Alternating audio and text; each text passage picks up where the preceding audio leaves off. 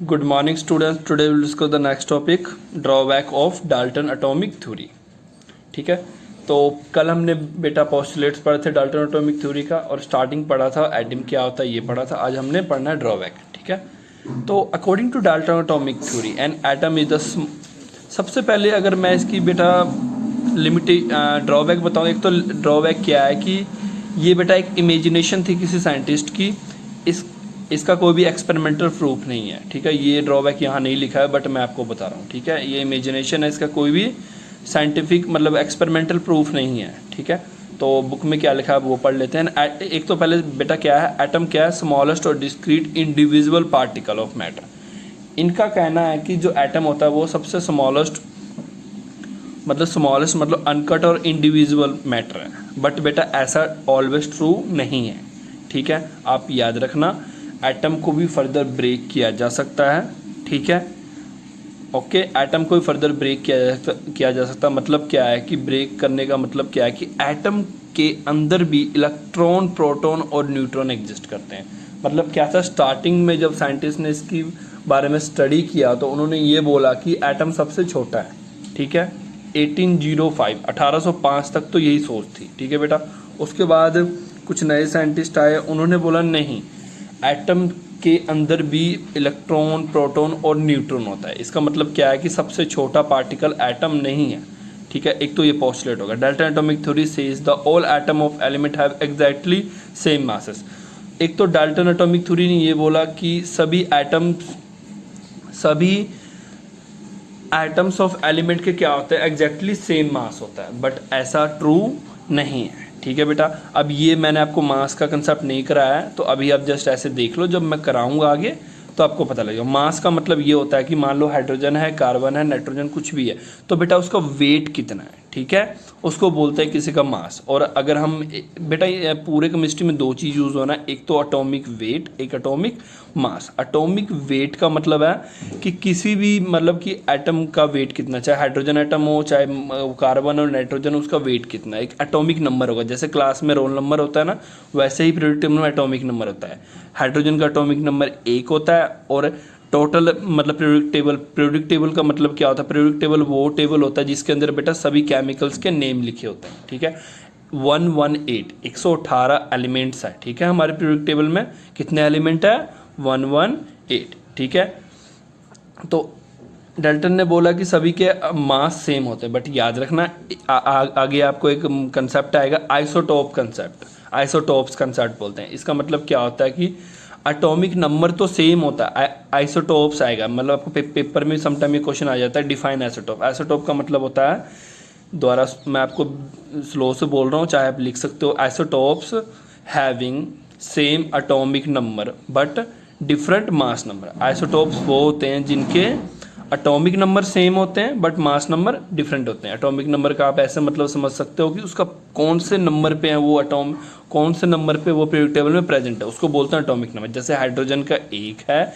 Helium का 2 है, carbon का 6 है, नाइट्रोजन का 7 है, ऑक्सीजन का 8 है। ठीक है बेटा, क्लियर है।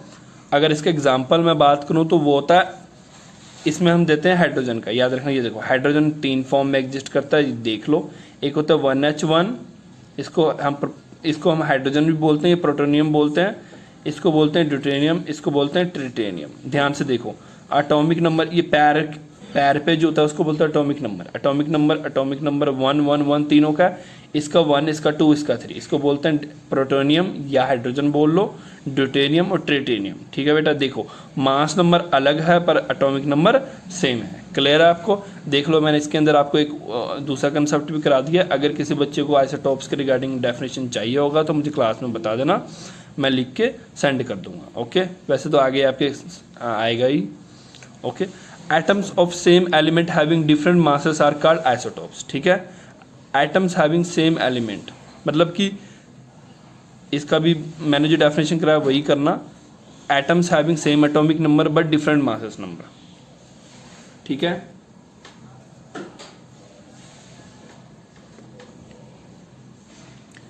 सेम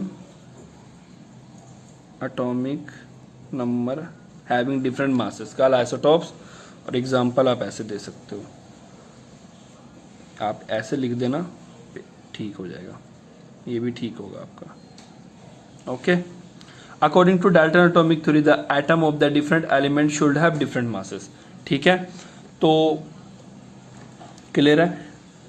तो इससे हमें क्या पता लगा, डाल्टन ने बोला कि सभी के मासेस सेम होते हैं, बट ऐसा नहीं होता है। ठीक है, कुछ केसेस में जैसे हाइड्रोजन के केस में ले लो, हम कहने को तो डाल्टन ने बोल दिया उसका मास 1 है, बट आप देखो उसका मास 2 भी होता है और 3 भी होता है। ठीक है बेटा, तो इसका मतलब है कि ये भी उसका रॉन्ग हो गया। ठीक है, उसके बाद हम पढ़ेंगे एटम। एटम क्या होता है, सबसे पहले तो हमने क्या पढ़ा था, atom is the smallest element. ठीक है, मतलब स्मॉलेस्ट एलिमेंट और अनडिविजिबल, अभी हमने यही वर्ड यूज़ करना है। ठीक है, atom is the smallest particle of element that take, और याद रखना एटम क्या होता है, स्मॉलेस्ट पार्टिकल ऑफ एलिमेंट होता है, और वो क्या करता है, take part in chemical reaction. Atom क्या होता है, स्मॉलेस्ट पार्टिकल ऑफ एलिमेंट होता है जो क्या करता है, take part of chemical reaction में, और ये क्या करता है, maintain its chemical identity throughout all chemical physical changes. आपको मैंने लास्ट जो चैप्टर पढ़ाया था उसमें मैंने फिजिकल केमिकल चेंजेस पढ़ाया था ना, तो याद रखना एटम ही एटम ही उसमें हेल्पफुल करता है उसकी फिजिकल और केमिकल प्रॉपर्टीज़ को या तो मेंटेन रखने में या तो चेंज करने में। ठीक है, atoms of element are different from those of the other element. याद रखना हाइड्रोजन के एटम्स अलग है, अगर मैं हीलियम के एटम्स की बात करूँ तो वो अलग है। ठीक है, free atom except noble gases do not exist under normal condition. याद रखना नोबल गैसेस ही हैं जो फ्रीली एग्जिस्ट कर सकते हैं और बाकी नहीं। ठीक है, अब अगर इसका नेक्स्ट है कि एटम कितना बड़ा है, हाउ एटम बिग। याद रखना एटम, इसमें मैं एक चीज़ बैठे बेटा क्लियर कर दूं, जितना मैं आपको कराऊंगा उतना ही करना। ठीक है, एक्स्ट्रा कुछ नहीं आपने पढ़ना है।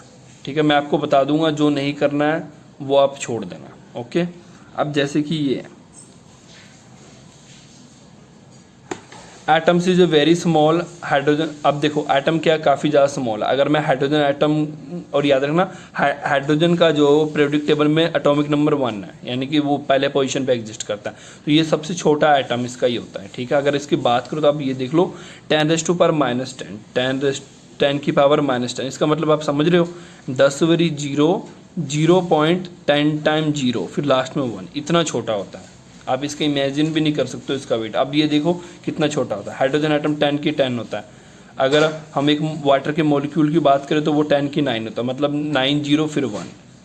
ठीक है, मतलब 0.0000 फिर 1। फिर ये देखो अगर हीमोग्लोबिन जो हमारे ब्लड में प्रेजेंट होता है वो 10 की 8 होता है। और वही मैं एक आंट की बात करूँ, एक चींटी की बात करूँ तो 10 की पावर 2, 10 की पावर 2 ये रहा। ठीक है, बाकी रहने दो, बाकी करने की जरूरत नहीं है। Next atomic symbol.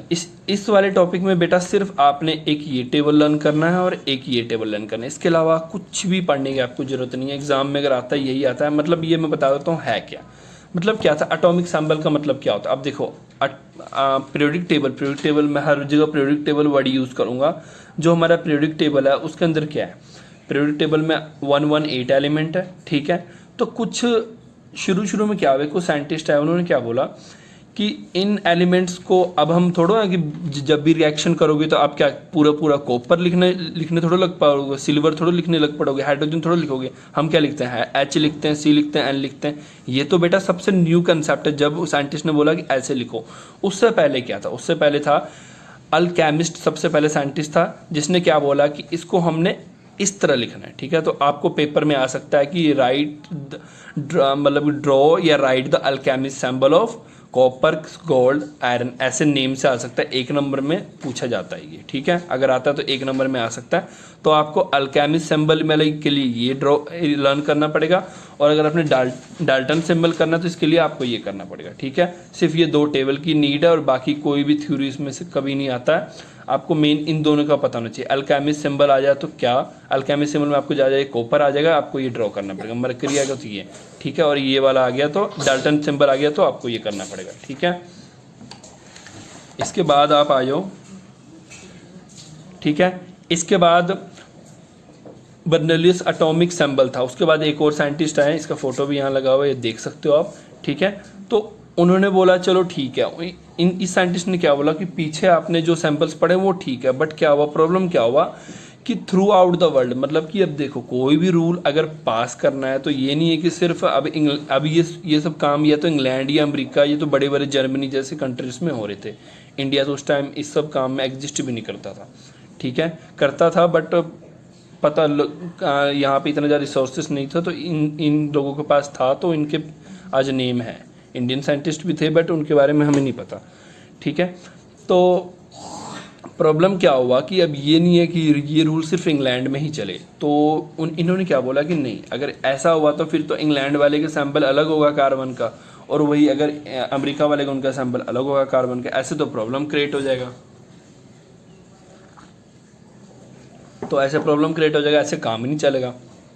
तो ये साइंटिस्ट आए, इन्होंने बोला कि नहीं, हमें एक स्टैंडर्ड सैंपल देना चाहिए जो कि all over through out the world use हो। और जो सैंपल आज हम यूज़ कर रहे हैं, देख रहे हो बेटा, ये देखो, copper, calcium, cadmium, cobalt, carbon, oxygen, nitrogen, phosphorus, sulphur, यही सैंपल आप हम यूज़ कर रहे हैं ना आज, ठीक है। ये साइंटिस्ट ने दिया था, ठीक है।